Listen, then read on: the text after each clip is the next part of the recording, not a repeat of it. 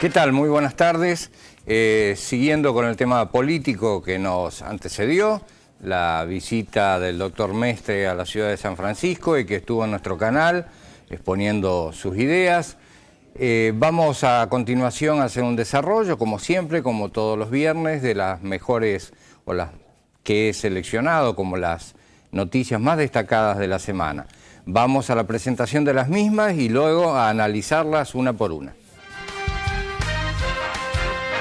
Tragedia de Once. Julio De Vido fue condenado a 5 años y 8 meses de prisión. El gobierno macrista tropieza nuevamente con la improvisación al comunicar que los usuarios de gas debían pagar un aumento retroactivo.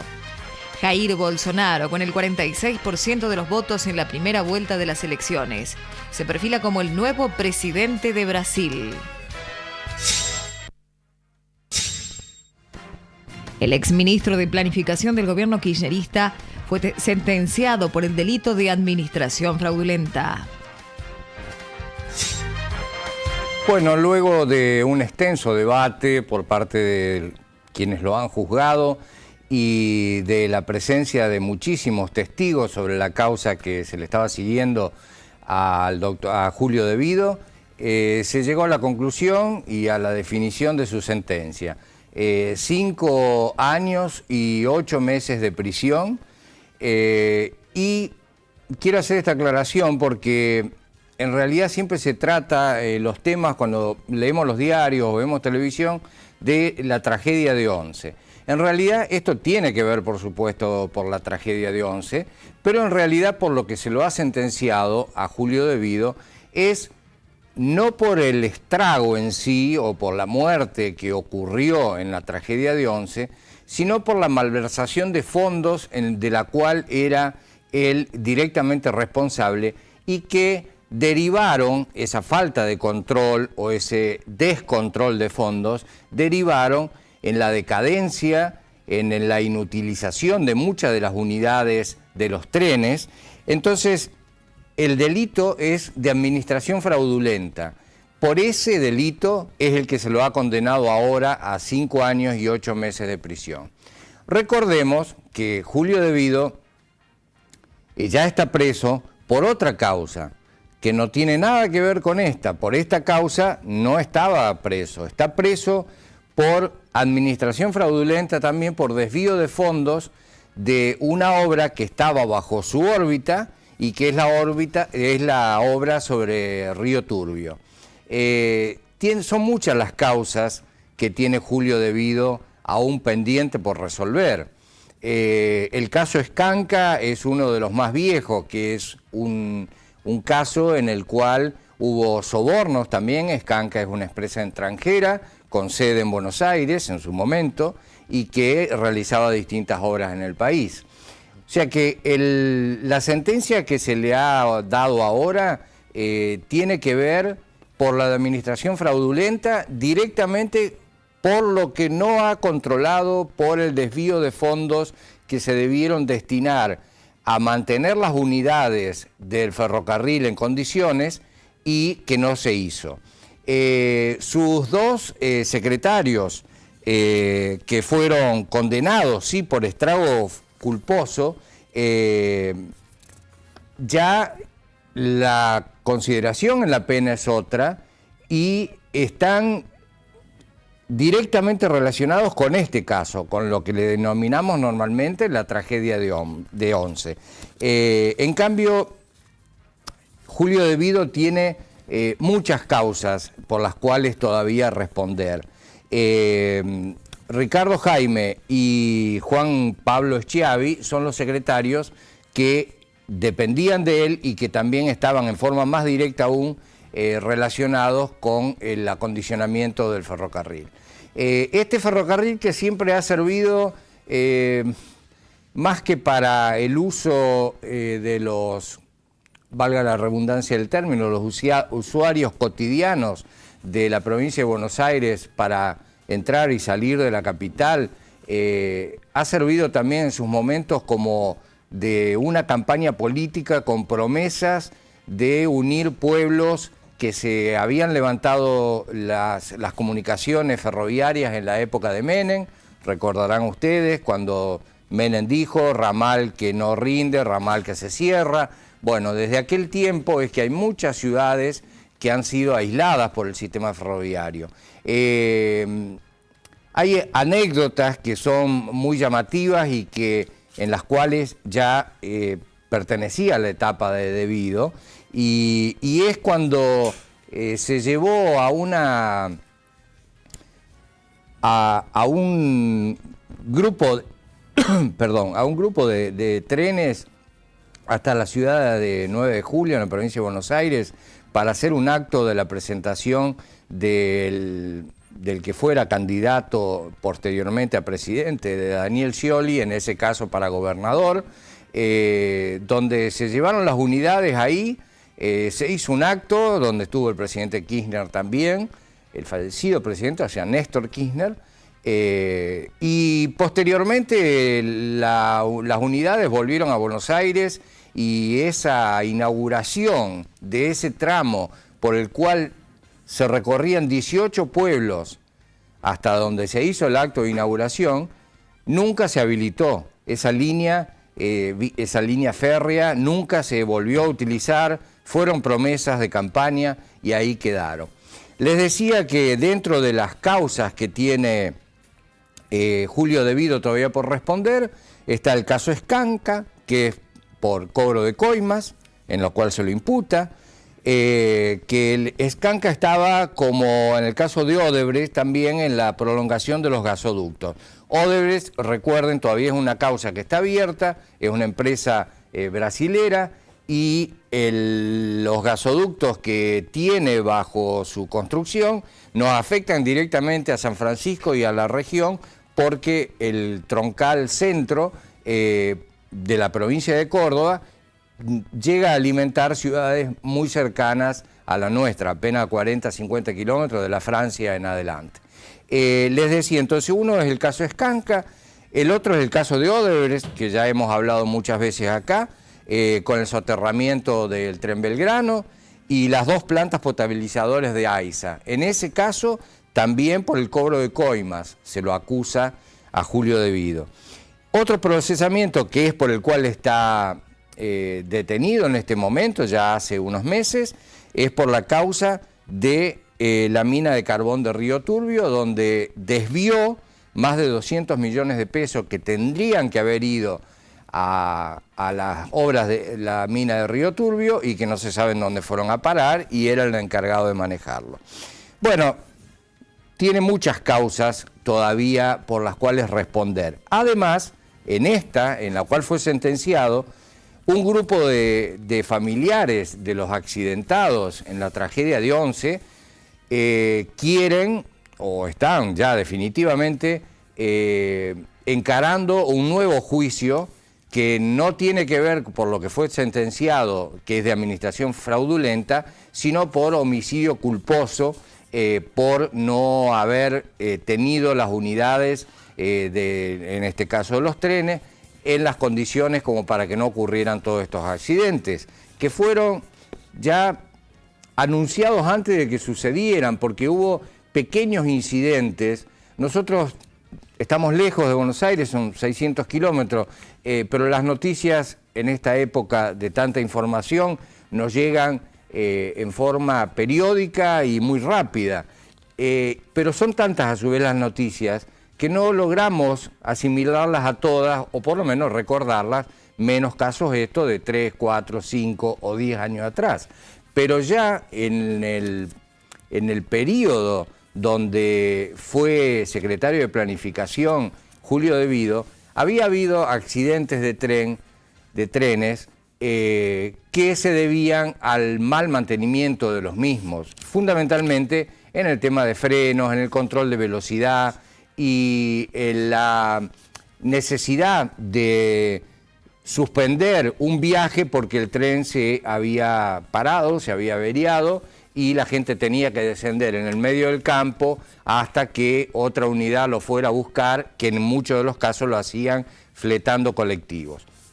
O sea que era como el libro de García Márquez, que es Crónica de una muerte anunciada. En esto también había una crónica anterior de que ya se hablaba de que en algún momento iba a tener que ocurrir algo mucho más desgraciado, y realmente ocurrió con 50 y pico de muertes y más de 200 heridos. No está pagando realmente por todo lo que tendría que haber pagado, pero es el primer juicio en el cual se le da una sentencia firme. 5 años y 8 meses. Mientras tanto, se está activando un nuevo juicio que le hacen los familiares de aquellos que sufrieron el accidente de Once, por el cual lo van a acusar de estrago culposo, que eso tiene penas mucho más grandes y de prisión efectiva. Eso es todo con respecto a esta noticia. Vamos a la presentación de la segunda noticia de hoy y la analizamos juntos. La medida anunciada por el secretario de Energía, Javier Iguacel, fue frenada por los múltiples reclamos de diversos sectores. Bueno, el gobierno nacional desgraciadamente ya nos tiene acostumbrados a lo que en algún momento yo tuve oportunidad de hacer una crítica sobre esto, sobre el caso de las marchas y contramarchas que da en las decisiones con respecto a algunas leyes, con respecto a algunos decretos, y que luego tiene que dar marcha atrás. En esta semana ocurrió una medida que tiene que ver exclusivamente con el aumento que iba a haber sobre las tarifas de gas. Javier Iguacel, que es el ministro en este momento encargado del área, dio a conocer de que todos los usuarios de gas de todo el país íbamos a tener que afrontar a partir de enero del año que viene un aumento proporcional a la diferencia del dólar, del ascenso que hubo del dólar de los meses de septiembre y de octubre, que ya pagamos, por supuesto que ya lo hemos pagado esas boletas, pero hay una ley del año 1992, que fue en el gobierno de Menem, donde se creó un compromiso firmado por el gobierno de aquel entonces y que aún está vigente, en el cual había que recompensar a las empresas distribuidoras del gas si había un movimiento del valor del dólar muy grande que no se pudiera absorber de otra manera.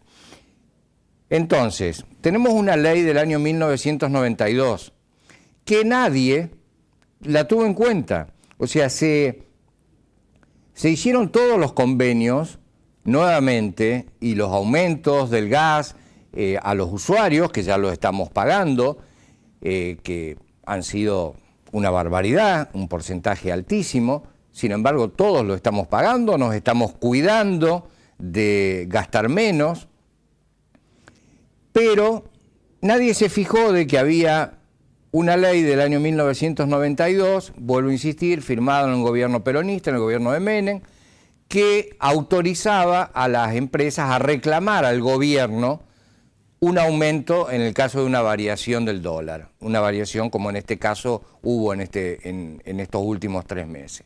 En conclusión, nos íbamos a ver los usuarios compelidos a tener que pagar un aumento sobre cosas que ya consumimos, o sea, un aumento retroactivo.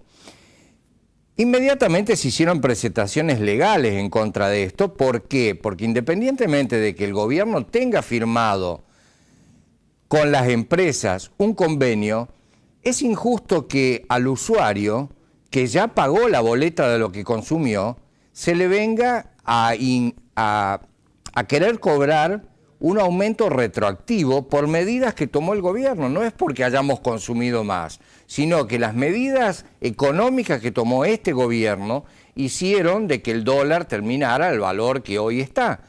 Y la empresa, si lo vamos a ver de una manera exclusivamente legal, tiene todo el derecho al reclamo porque hay un decreto firmado que lo autoriza a ese reclamo. El error está en que nadie repasó ese decreto, esos decretos, por más que tengan casi 30 años, están vigentes. Entonces, la empresa tiene todo el derecho de hacer el reclamo por la variación que hubo. Lo que el gobierno no tiene derecho, la secretaría a la cual le corresponde, es querer que, por un error de ellos, de no haberlo contemplado en su momento, ante la firma de los convenios, la empresa quiera cobrarle a los usuarios esa diferencia.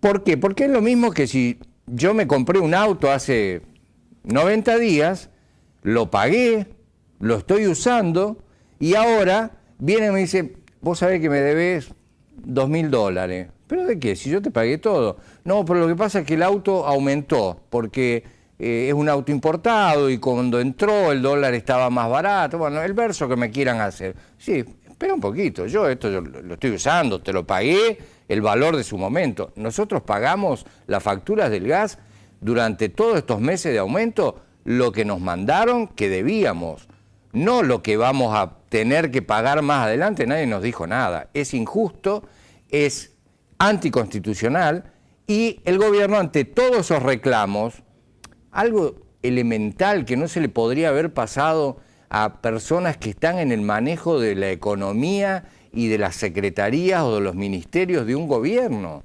¿Cómo se les va a pasar por alto de que iban a tener que volver a dar un aumento a las prestatarias del servicio de gas? Y nos lo quieren cobrar a nosotros. Si se le pasó a ellos. Ahora, ante todos los reclamos de los distintos partidos políticos, incluso dentro del abanico de Cambiemos, por esta medida, Iguacel tuvo que dar marcha atrás, a pesar de que sigue defendiendo de que el aumento, no que es justo, pero que sí que es necesario porque está firmado. Perfecto, en eso tiene razón. Legalmente las empresas tienen derecho a reclamarlo. El error estuvo en aquellos que no tenían en cuenta esa letra chica o eso que se había firmado en su momento. El error es de ellos. No pretendan que lo paguemos nosotros. De cualquier manera, lo vamos a pagar nosotros. Y lo van a pagar todos. No solamente los que tenemos el beneficio de tener el uso del gas. Porque eso también va a incidir en en el precio del gas de las garrafas. No solamente el que tiene gas natural. ¿Y quién lo va a pagar? Ahora se hace cargo el Estado. Le hace una propuesta que se lo va a pagar a partir del 2019 en 12 cuotas, sin interés. Las cuotas para los usuarios eran 24 y con intereses. El gobierno se va a hacer cargo. Bien, el gobierno se va a hacer cargo. ¿Quién es el gobierno? ¿Iguacel va a poner la plata? ¿Macri va a poner la plata? No, la van a sacar de alguno de las áreas de donde puedan sacar para pagar esas cuotas que le tienen que pagar a las prestatarias el año que viene. En definitiva, lo van a pagar con tu impuesto, con mi impuesto y con el de todo el mundo, que son los que estamos manteniendo el gobierno en marcha y que a su vez somos consumidores y que no tenemos obligación y que es anticonstitucional que paguemos algo con retroactividad. El gobierno se hace cargo. Pero en definitiva nos terminamos haciendo cargo nosotros, lo terminamos pagando entre todos. Consumamos o no consumamos gas, antes lo íbamos a pagar los que consumimos gas. Ahora la mayoría de la gente de una u otra manera consume gas, pero aquel que no lo consuma también lo va a terminar pagando porque lo paga el Estado. Y tenemos que entender algo que no lo entienden nuestros gobernantes. El Estado somos nosotros. Somos todos. Lo que paga el Estado, lo paga usted, lo pagás vos y lo pago yo. Lo pagamos entre todos. Entonces, decir, no, bueno, quédense tranquilos, no se hagan problemas, no van a tener que pagar a las prestatarias con retroactividad. El Estado se hace cargo. Claro, es un alivio porque no nos van a llegar esas boletas extra del retroactivo, pero en definitiva lo terminamos también pagando nosotros. No nos creamos de que el gobierno, sí, pero el gobierno es el Estado y el Estado somos los argentinos, somos el pueblo y mantiene toda esa estructura aquellos que trabajamos y que aportamos de una manera u otra a la economía del país con nuestros impuestos y con dar trabajo y con todo lo demás que hacemos diariamente. Entonces los errores de los funcionarios los terminamos pagando nosotros, no lo pagan los funcionarios del bolsillo. Revean lo que están firmando, analícenlo, para eso han estudiado, para eso son gente preparada, supuestamente, ya lo dije en el programa anterior, Macri nos dice el mejor equipo de los últimos 50 años. Menos mal que no ponemos un suplente y la reserva, porque si no, si se le pasan todas estas cosas por alto, si no se negocian anteriormente, antes de una firma, estos tratados, sí, los paga el gobierno, se hace cargo. Lo pagás vos y lo pago yo. Y así seguimos. Vamos a un pequeño corte y vamos a tocar el tercer y último tema de hoy, que es de orden internacional.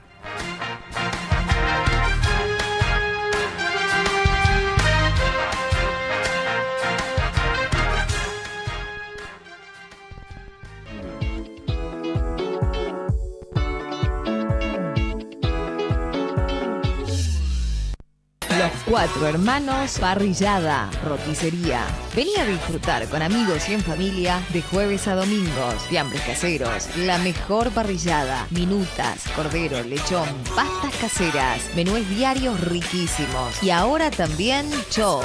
Juan B. Justo 512, teléfono 440505.